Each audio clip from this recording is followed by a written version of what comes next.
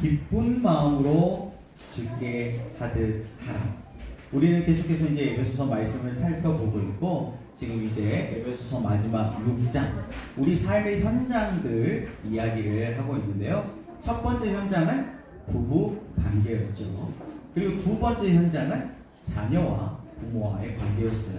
이제 세 번째 현장으로 들어갈 건데, 세 번째 현장은 우리의 일터, 곧 노사 관계입니다. 노사 관계에서 성경적인 노사 관계, 하나님이 기뻐하시는 원칙과 기준, 그 질서는 무엇인지 오늘 말씀을 통해서 우리 함께 살펴보기 원합니다. 현장 세 번째, 노사 관계. 핵심은 간단합니다. 같이 읽어볼까요? 기쁜 마음으로 주께 하듯 하라. 에베소서 6장 7절 말씀 한 번 더 읽어보겠습니다. 시작. 기쁜 마음으로 섬기기를 주께 하듯 하고 사람들에게 하듯 하지 말라. 한마디로 주께 하듯 하라는 거예요. 그런데 이 주께 하듯 하라 어디서 많이 들어보시지 않으셨어요? 부부관계에서부터 나오는 핵심 원칙이죠. 그래서 아내가 남편을, 남편이 아내를 대할 때 주께 하듯 하라. 그래서 남편은 아내를 사랑하고 소중히 여기고 아껴주고, 그리고 아내는 남편을 사랑하되 어떻게 해요? 존경하고 높여주라는 거죠. 인정해주라는 거죠. 집안의 어른으로 인정해주라는 거죠. 그렇게 할 때 아내가 사랑받는 느낌을 받고 남편이 사랑받는 느낌을 받는다는 거예요. 할 수만 있다면 사랑의 5가지 언어를 우리가 또 배웠으니까 구체적으로 나의 언어로 사랑을 표현하지 말고 배우자의 사랑의 언어로 우리가 맞춰줄 수 있다면 훨씬 더 행복한 부부생활이 가능하겠죠. 그리고 부모와 자녀와의 관계에서도 마찬가지로 주께 하듯 하라는 거예요. 주께 하듯 어떻게 해요? 자녀들은 부모님을 공경하고, 공격하지 말고 공경하고, 부모는 자녀를 내 자식이라고 내 마음대로 하지 말고 주께 하듯, 왜? 주님께서 맡겨주셨으니까요. 주께 하듯 주님의 원칙과 기준을 가지고 주의 말씀으로, 교훈으로, 율례로 가르쳐 지키게 하는 것이죠. 노사관계의 기준도 마찬가지입니다. 기쁜 마음으로 주께 하듯 하라는 거예요. 첫 번째 핵심 키워드는 주께 하듯입니다. 주께 하듯 하다는 거가 좀 모호하잖아요. 좀 더 구체적으로 주께 한다는 것이 무엇일까? 5절 6절 말씀 같이 읽어보겠습니다. 시작. 종들아 두려워하고 떨며 성실한 마음으로 육체의 상전에게 순종하기를 그리스도께 하듯 하라. 눈가림만 하여 사람을 기쁘게 하는 자처럼 하지 말고 그리스도의 종들처럼 마음으로 하나님의 뜻을 행하라. 여기서 보면 눈속임으로 하지 말라고 얘기합니다. 그러면서 성실을 강조하고 있습니다. 성실한 마음으로. 성실, 주께 하듯 한다는 건 성실하다는 거예요. 성실. 제가 저의 얘기를 해서 죄송한데, 제가 이제 군대를 갔어요. 군대를 갔는데 군대 가자마자 급성 폐렴이 걸렸는데 군 병원에서는 그걸 모른 거예요. 엑스레이만 찍어봐도 알잖아요. 그런데 신병 교육 때 딱 그 입소할 때 다 엑스레이 찍거든요. 그래서 엑스레이를 이미 찍었기 때문에 일주일, 2주일 만에 이렇게 급성 폐렴이 올 수 없다, 그렇게 생각했는지도 모르겠어요. 그래서 계속 열이 나. 해열제만 주더라고요. 열이 나니까 소화가 안 되잖아요. 또 소화제만 주더라고요. 그러니까 계속 병원으로 오니까 또 항생제만 주더라고요. 그래서 그렇게 병을 키웠어요. 그렇게 병을 키워가지고 급성 폐렴이어가지고 그게 이제 이 물이 찼는데 그게 썩어가지고 이제 농흉이라고 피고름이 가슴에 찬 거죠. 뭐 70년대 80년대도 아니고 그래가지고 고통을 당했던 적이 있었어요. 근데 왜 군대 얘기를 하냐면 성실함, 그렇게 군대 가자마자 아파가지고 한 5개월 정도를 병원에 있다가 이제 자대를 이제 배치받는다 그러고 자기가 근무할 곳을 배정을 받아요. 그래서 근무할 곳을 배정을 받아가지고 거기를 이제 제가 갔다는 거 아니겠어요? 그러니까 군대도 참 좀 당황스러운 일이 일어난 거예요. 그러니까 저 같은 케이스가 없었던 거예요. 일반 훈련소에 입소해가지고 이렇게 오랫동안 병원에 있으면 그냥 전역을 시키든지, 의가사 전역이라고 하거든요. 애는 아프니까 군 생활을 할 수 없다. 그래서 전역을 시키든지, 아니면 오자마자 이렇게 아프면 그냥 군 입소를 취소하고 그냥 집에 가서 다시 병을 치료하고 다시 군대 와라 이렇게 돌려보내요. 근데 저는 두 가지 케이스가 아니었던 거예요. 애매했어요. 그래가지고 군 병원에서 그렇게 5개월 뒤에 집에 가라 그러더라고요. 원래 그러면 안 되는데 집에 갔다가 너가 버스를 타고 너 자대 배치받은 저기 그때 제가 경기도 포천이었거든요. 경기도 포천에 그 부대로 꼭 가야 된다. 안 그러면 큰일 난다. 꼭 약속하기 하고 이제 집에 보내준 거예요. 그래서 제가 집에 갔다가 그 다음날 이제 배치를 받은 곳에 갔어요. 거기에서 깜짝 놀라는 거예요. 너 누구냐? 여기를 왜 왔냐? 그렇게 군생활이 시작이 됐더랍니다. 아무튼 그렇게 군생활을 시작을 했는데 원래 저의 보통 이제 군대는 주특기라 그러거든요. 자기가 잘할 수 있는 거. 그래서 제가 이제 잘할 수 있는 것이 원래 다른 거였는데 바뀌었어요. 원래 계산을 하는, 미사일을 쏠 때 각도를 계산하는 그런 거였는데 갑자기 보직이 바뀌어가지고 무기를 관리하는 행정병이 된 거예요. 무기를 관리하는 행정병. 그래서 그 덕도 좀 보긴 했는데요. 그런데 이제 군대를 갔더니 그 부대가 문제가 많이 있었더라고요. 거의 당나라 부대예요. 네. 이전에 저의 선임들이 이 무기 관리를 해놓은 것이 하나도 안 맞아. 그냥 그때 맞췄던 거예요. 어떻게? 와, 심각하더라고요. 그래가지고 제가 군대를 가가지고 한 6개월 정도를 보통 이제 근무 시간이 있거든요. 근데 그 근무 외 시간에도 또 주말도 다 반납을 하고 계속 그 수량을 재고 파악을 하느라고 한 6개월 동안 안 맞아. 아무리 맞아도 이게 안 맞아. 그리고 이제 이 무기가 저희는 포병부대였거든요. 포병부대였기 때문에 이렇게 우리 뭐 총만 있는 게 아니에요. 미사일도 있고 막 이런 거 다 맞춰. 그 비싼 걸 어떻게 수량 파악도 안 하고 그렇게 있지? 그것도 맞춰야 될지, 막 방독면 같은 것도 있어요. 막 그런 것도 다 창고가 엄청 막 흩어져 있어요. 그리고 또 막 소화기 같은 거 이런 것도 다 맞춰야 되고. 근데 다 거짓말로 써져 있었던 거예요. 그래가지고 이제 그런 거 일일이 다 꺼내가지고 박스 뜯어가지고 숫자 세가지고 다시 다 표기하고 하는데 한 6개월 걸렸던 거예요. 그렇게 해가지고 이제 딱 맞춰버리니까 이제 그때부터 간부들이 저를 인정하기 시작했어요. 얘 뭐 처음에는 얘 약간 또라이다 이렇게 봤거든요. 그런데 이제 간부들한테 좀 인정을 받게 되니까 그때부터 군생활이 탄탄되도록 했어요. 왜냐하면 그때 제가 이렇게 짝대기 2개, 일병밖에 아니었는데 이렇게 갈매기피 3개가 이제 상사 뭐 이렇게 하거든요. 아무튼 그게 이제 행정보급관이라고 좀 높아요. 네. 그분이 이제 인정을 하고, 그리고 뭐 중대장이 인정을 하고 이러니까 병장들도 저를 못 건드는 거예요. 그래서 제가 좀 그랬어요. 그렇게 성실함으로 했더니 나중에 그 보상이 돌아오더라고요. 최근에도 이제 저희 아내가 새롭게 일을 시작하면서 엄청 구박을 많이 받았잖아요.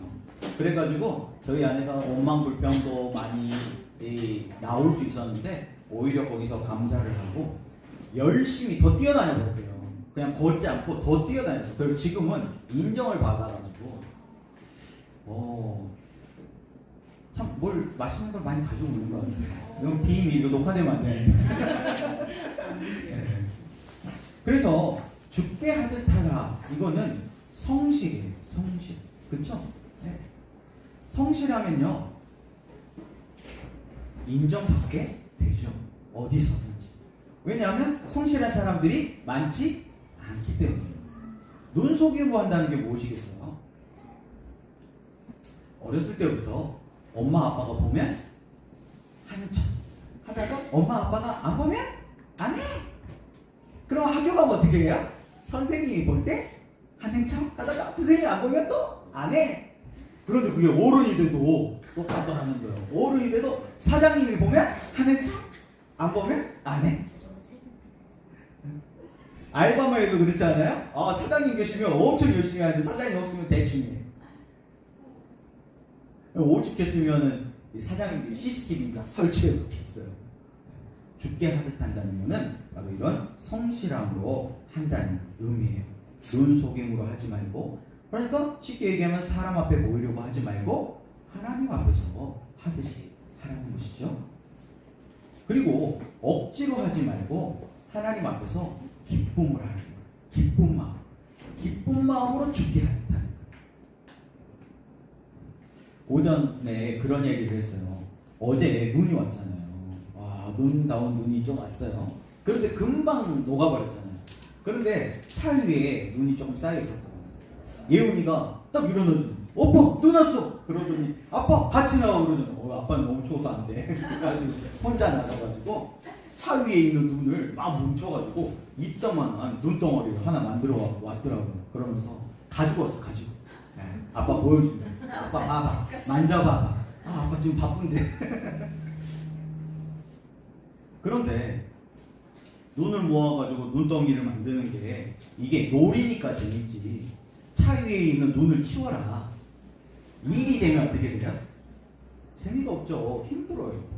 제가 여러 번 말씀드렸던 것 같은데 저희 교회 아이들 데리고 그때 화순에 있는 백아산 그 휴양림에 있는 백아산 눈썰매장 간 적이 있어요. 근데 다 깔깔깔깔하고 막 재밌어하고 그 막 비탈길을 한 번 더 타겠다고 그 무거운 튜브를 갖고 뛰어서 올라가 걸어서 올라가기 힘든데 막 애들이 다 막 재밌어가지고 즐거워하는데 거기에 얼굴이 완전히 썩소이 재미 하나도 없어. 그런 사람들이 몇 명 있더라고요. 물론 억지로 끌려온 아빠들도 개 중에 몇 명 있었어요. 그런데 대부분은 알바생들이었어요.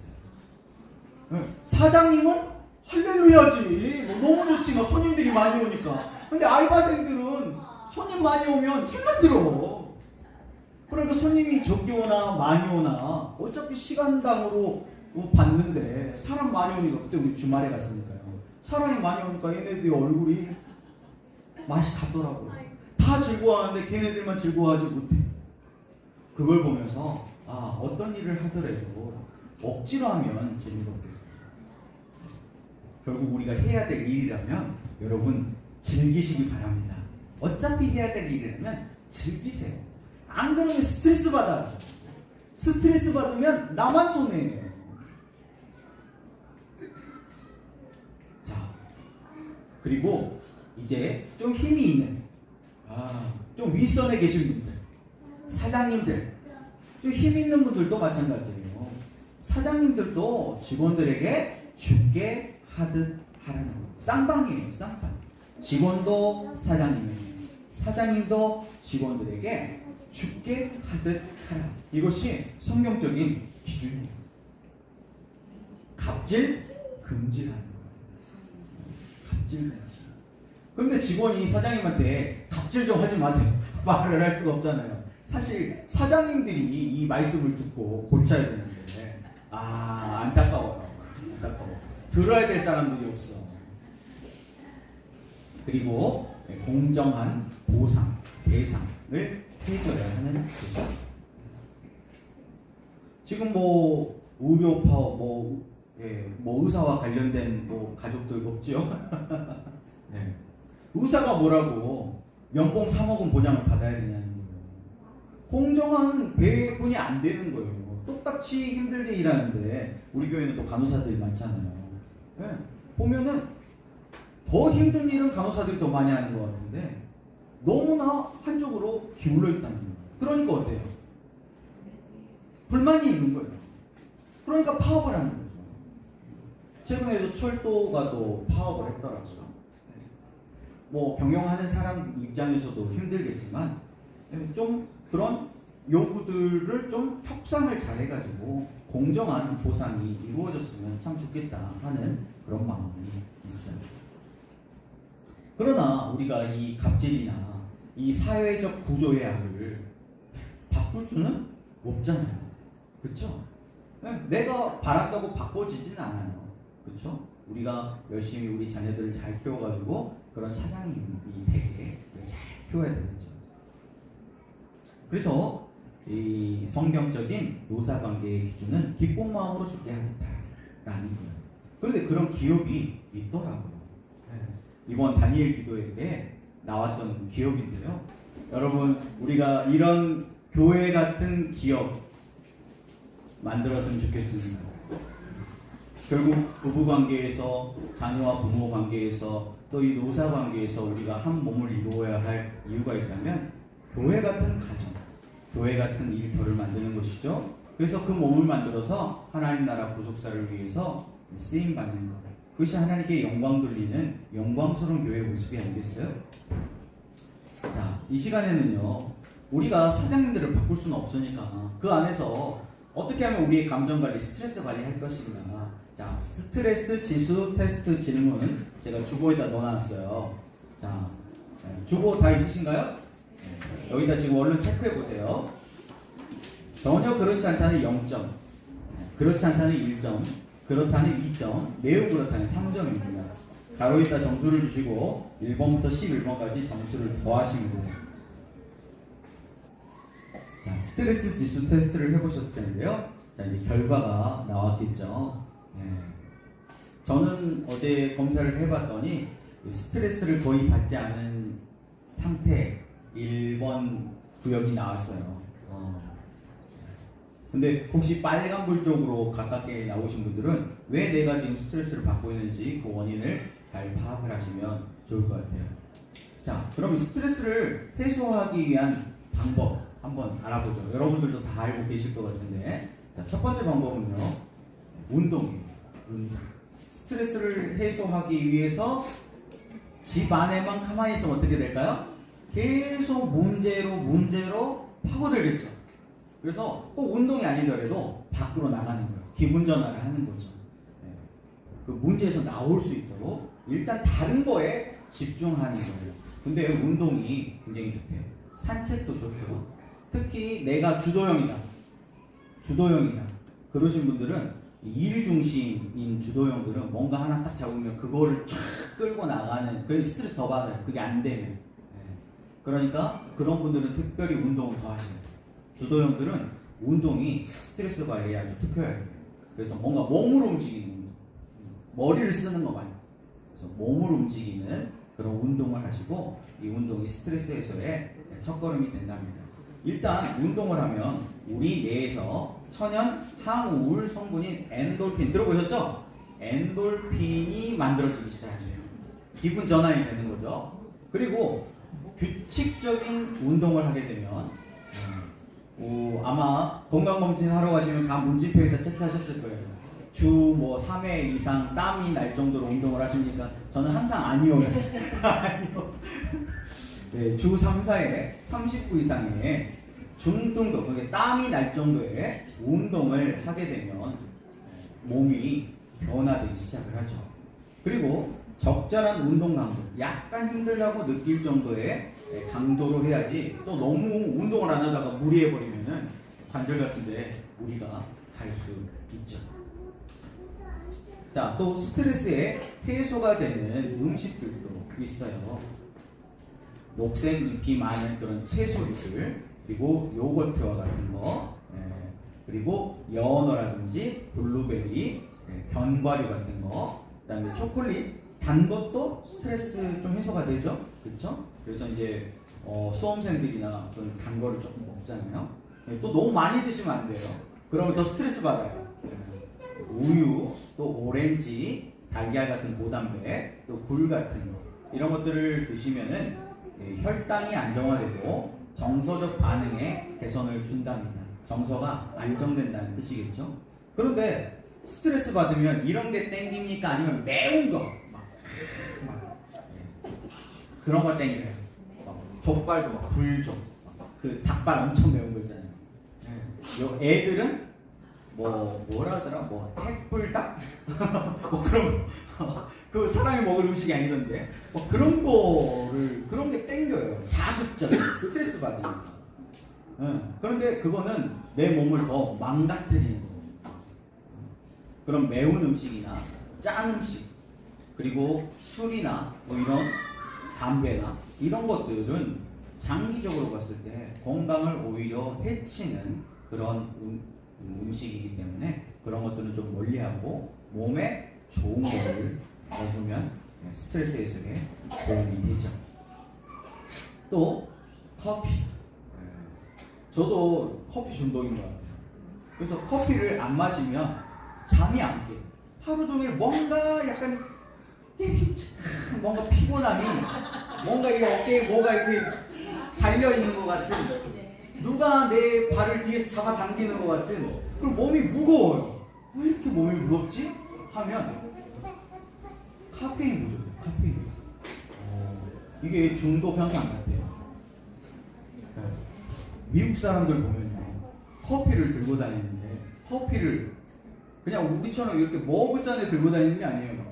1리터, 2리터, 3리터짜리에다 들고 다니는. 왜 그렇게 되겠어요? 중독이 되는 거예요, 이게. 이제 카페인이 이제 몸에 어느 적절량이 이렇게 쌓이면은 이게 이제 더 많은, 더 강력한 자극이 필요합니다. 계속 늘어나는 거예요. 그러다가 한 방에 훅 가는 거죠. 그러다 한 방에 훅 가는 거예요. 피곤하면 잠을 자야죠. 커피를 마실 게 아니고 잠을 자야 돼요. 그런데 이 과다한 커피를 섭취하게 되면 이런 신경계통이 망가지는 거예요. 천천히 망가지기 때문에 우리가 잘 못 느끼는 거예요. 그래서 커피는 좀 줄이시는 게 좋아요. 어떤 분들은 그런 분이 있어요. 이제 오후에 커피 마시면 잠 못 잔다 그러면 에이 그거 진짜 그러면서 자기는 아무 때나 먹어도 끄떡없대. 그게 지금 이런 상태예요. 이런 망가진 상태예요. 커피를 먹으면은 잠이 안 와야 됩니다. 내가 커피를 먹어도 잠이 잘 온다. 커피를 줄여야 되는데 커피를 줄이시기 바랍니다. 네. 커피를 의지하지 마시고 주님을 의지하세요. 커피를 의지하지 마시고 하나님을 의지하시기 바랍니다. 네. 그래 과다한 커피 섭취는 몸에 좋지 않으니까 줄이시기 바랍니다. 그리고 특별히 이렇게 건조한 날씨에는 또 커피가 또 수분을 빼앗아 가잖아요. 더 좋지 않은 것 같아요. 피부 건강. 잘하는 저도 잘 못 끊어요. 그래도 요즘에 좀 끊으려고 좀 줄이려고 많이 노력을 하고 있어요. 하루에 한 잔이나 두 잔. 그리고 뭐 특별한 일정 같은 거 소화해야 될 일이 없고 그냥 집에 있는 경우에는 커피를 안 마시려고 되도록 노력을 하고 있어요. 강의 같은 거 하려면 정신이 말똥말똥 해야 되니까 커피를 때려 부을 수밖에 없어요. 자, 그리고 커피와 또 아까 수면은 연관이 있다고 그랬잖아요. 커피와 또 이런 카페인 음료들, 그렇죠? 네, 그런 비타민 음료 같은 경우도 다 카페인이 엄청 들어있어요. 그래서 그런 카페인 음료. 또 요즘 젊은 친구들 보면 에너지 음료라고 먹는데 그 에너지 음료는 진짜 카페인이에요, 완전히. 네, 그런 거는 진짜 몸을 망가뜨립니다. 그래서 그런 카페인은 우리의 어떤 수면 패턴에 영향을 줍니다. 여러분들은 이제 누우면 잠이 오시니까 스트레스를 안 받을 거예요. 근데 불면증으로 시달려 보신 분들은 엄청난 스트레스를 받죠. 저는 불면증은 안 걸려 봤는데 신혼초에 침대 매트리스를 잘못 골랐는지 아니면 제가 땅에 붙어 살다가 촌놈인데 도시에 와가지고 아파트에 처음 살아보니까 적응이 안 됐는지 스트레스를 받아가지고 몸에 두드러기가 나는 굉장히 그 독특하더라고요. 이렇게 딱 이렇게 쭉 긁으면 그 부분이 이렇게 부풀어가지고 가라앉지 않더라고요. 그 뭐라고 했는데 그런데 그게 시작이 되니까 낮에는 잘 모르겠는데 밤만 되면 너무 가려워요. 항히스타민제를 먹어도 소용이 없어. 한번 긁기 시작하면 막 피가 날 때까지 긁어도 안 돼. 그러니까 막 진짜 미치겠더라고요. 가려우니까 잠을 못 자니까. 그때 잠깐 맛을 봤어요. 이 정도도 힘든데 그래도 한 약 먹고 한두 달 만에 좋아진 것 같거든요. 그런데 보통 이제 막 불면증으로 시달리시는 분들은 1, 2년 안에 안 고쳐지잖아요. 이게 잘. 그러면 정말 삶의 질이 뚝뚝뚝 떨어지는 거죠. 그리고 커피보다는 대체 음료를 드시는 게 좋은데 녹차도 별로 안 좋대요. 녹차도 카페인이 상당히 들어있다고 합니다. 그래서 발효된 홍차라든지 다른 음료들로 드시면 더 좋을 것 같아요. 제일 좋은 건 물이죠. 제일 좋은 건 물이에요. 또 너무 당분이 많이 들어간 그런 음료를 또 섭취하면 또 다른 당뇨나 합병증이 또 오기 때문에 좋은 물 드시기 바랍니다. 그러니까 하나님이 창조하신 것이 우리 몸에는 다 좋더라고요. 사람에 의해 가공된 거, 그거는 우리 몸에 안 좋아. 약도 마찬가지겠죠? 적당한 건강보조식품이라든지 이런 건 괜찮겠지만 너무 과하게 먹으면 그것도 사람이 한 거기 때문에 별로 좋지 못하죠. 그렇죠?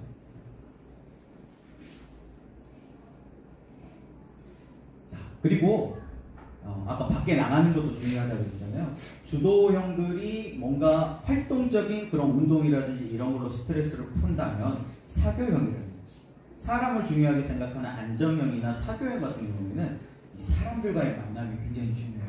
만나서 그런 스트레스를 좀 털어버려요. 말을 해야 풀리는 거예요. 이런 사람들.